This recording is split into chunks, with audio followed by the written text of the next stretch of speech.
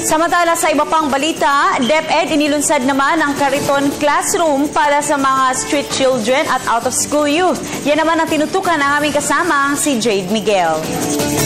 Inilunsad ng Kagawaran ng Edukasyon ang Kariton Classroom para sa mga batang kalye at out-of-school youth.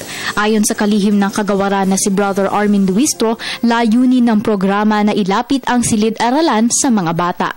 Kailangan po natin balik tayo ng mundo. Kung hindi po ang mga estudyante makakapunta sa classroom at hindi po natin sila pwedeng lahat ikahon, kailangan siguro balik rin natin ang sistema ng edukasyon. Ang eskwelahan, kailangan may gulong. At ang eskwelahan, kailangan pumunta kung nasa saan sila. Isa ang batang kalye na si Archie sa mga benepisyaryo ng Kariton Classroom.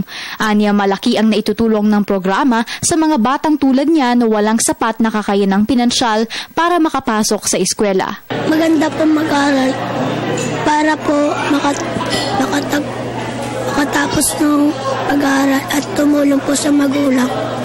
At yung kapatid ko po 4. Kasama sa magandang adhikain na ito ang Dynamic Teen Company na pinamumunuan ng CNN Hero of the Year na si Efren Peña Florida na siyang nagbigay ng ideya na magkaroon ng Kariton Classroom. So, bali ang magiging sistema ng Kariton Classroom is kagaya na nakita nyo kanina sa video, pupunta yung mga Kariton, mga volunteers, pushers natin dun sa site at tuturuan yung mga bata, mga basic literacy, basic numeracy. Basta gusto nating ma-entice yung mga kids na mahalin yung pag-aaral. Then eventually, after tong operation natin is within 3 months, meeting the children 2 days a week.